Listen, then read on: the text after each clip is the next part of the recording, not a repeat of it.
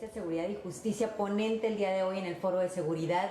Y bueno, el tema del cobro de piso sí es un tema en Tijuana. Y usted planteaba un panorama general en nuestro país. Especifíquenos un poquito más cómo estamos en este tema aquí. Pues mira, ha habido una explosión del cobro de piso en varias ciudades, sobre todo en centros turísticos donde va turismo, digamos, con alto poder adquisitivo, y están aprovechando los grupos criminales pues para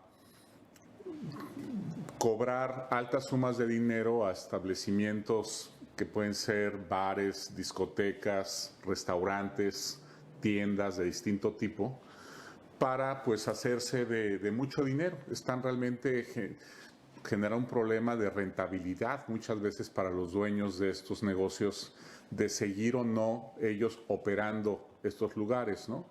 Entonces sí es un asunto grave, es un asunto que puede generar clausura de muchos negocios o que incluso grupos empresariales se muevan a otras ciudades, ¿no?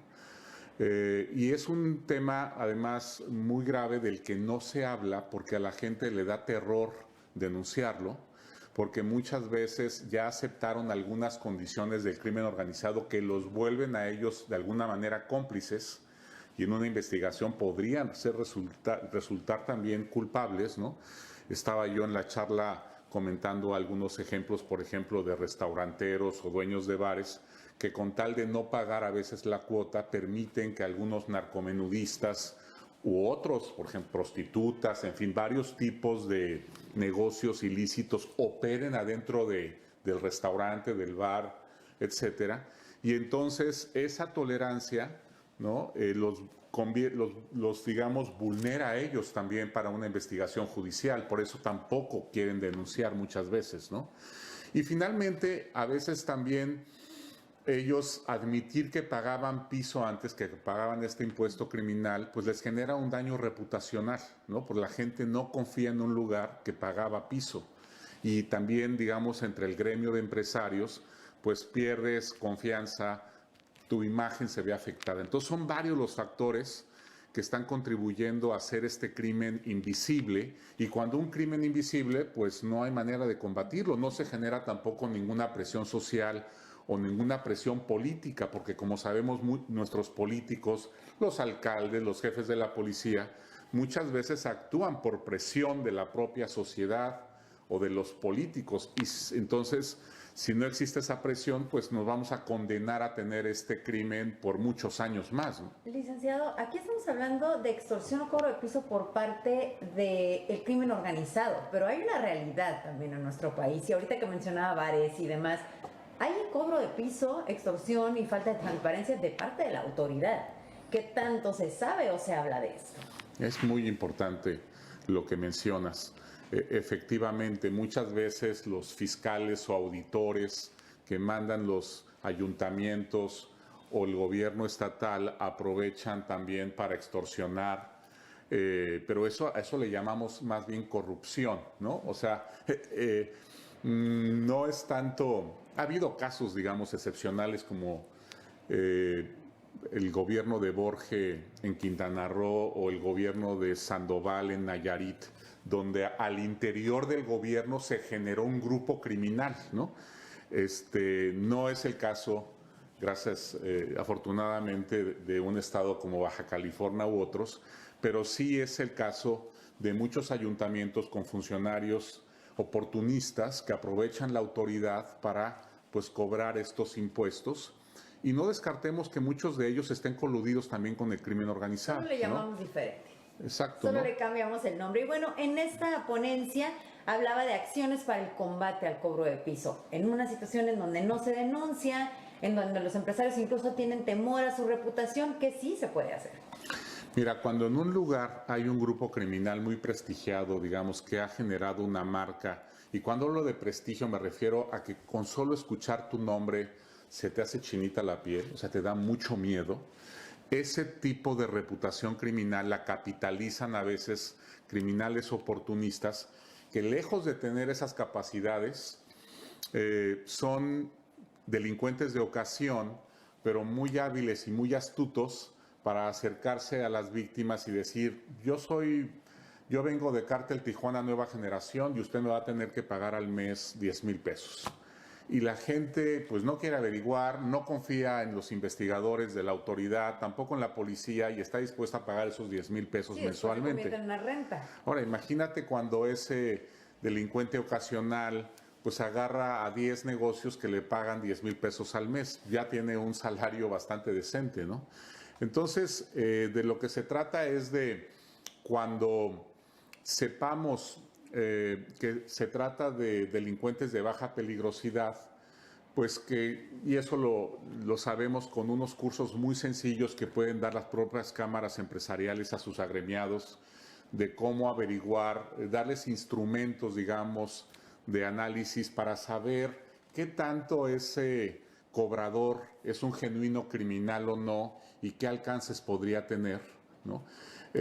Si se difunden ese tipo de mensajes y se dan ese tipo de cursos que son muy breves, pues podría ya muchos negocios de estar pagando cobro de piso porque sabrían que no le va a causar un daño mayor ese criminal que actúa muchas veces aislado o asociado con 2 o 3 más que ni siquiera pistola tienen, ¿no?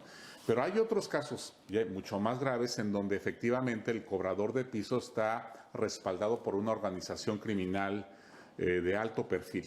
Y es ahí donde tiene que haber un trabajo conjunto entre la fiscalía, la policía, los grupos empresariales y las propias víctimas y trabajar para desarticular a esas organizaciones, ¿no? Es muy importante aquí la comunicación y la inteligencia que podamos generar con base a muchas veces la policía o la propia sociedad civil, ¿no?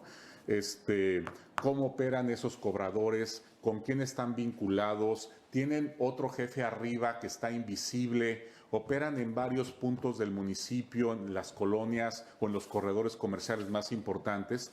Todo ese trabajo tiene que generarse muchas veces por la propia sociedad, por las víctimas, porque no existen carpetas de investigación y tenemos a los ministerios públicos investigando esto, y entregárselo a la autoridad pues ya le da instrumentos para empezar a realizar acciones, ¿no?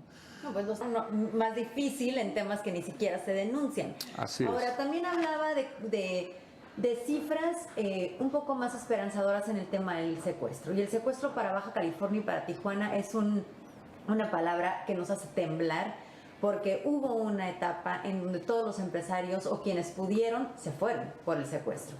¿Qué se hizo entonces y por qué no se retoma urgentemente esa dinámica o esas acciones?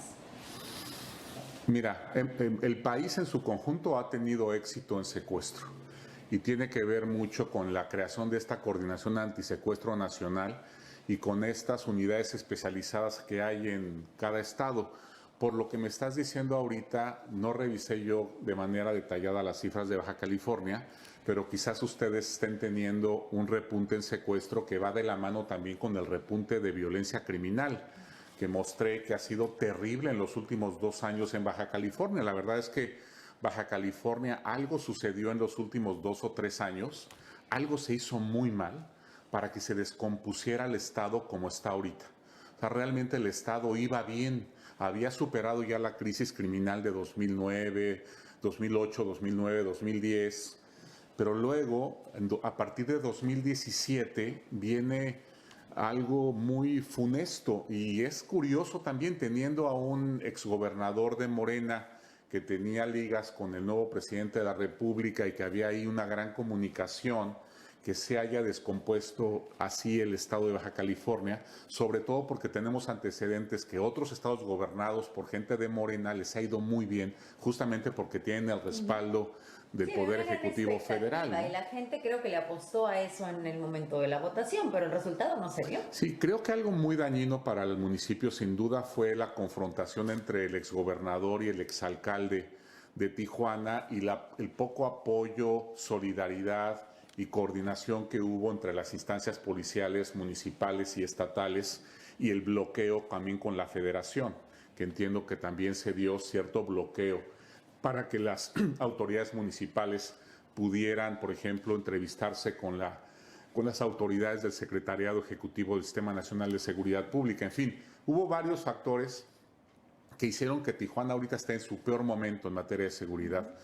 Y entonces, en materia del secuestro, sí hay que retomar la experiencia previa, hay que fortalecer la unidad antisecuestros, hay que hacer un gran trabajo que hicieron esas unidades para mejorar las cosas, fue generar confianza entre la gente para que hubiera denuncias, porque el secuestro se denuncia más que el cobro de piso, pero también tiene una cifra negra alta, ¿no?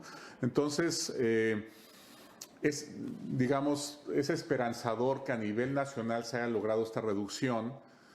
Yo creo que podría lograrse una reducción muy importante en Tijuana si realmente se ponen las pilas. La verdad, creo que la mesa está puesta para Tijuana, para el Estado, porque tenemos una nueva gobernadora, tenemos una nueva alcaldesa con muchísimas ganas de hacer bien las cosas. Parece que hay una gran comunicación entre ellas y además, pues, ahora sí, modestia aparte, hay muchos expertos, hay muchos especialistas que encantados de también dar su mejor consejo para que las cosas mejoren en una ciudad tan bonita como Tijuana. Licenciado, muchas gracias por esta entrevista para Notizón MX. Encantado. Gracias.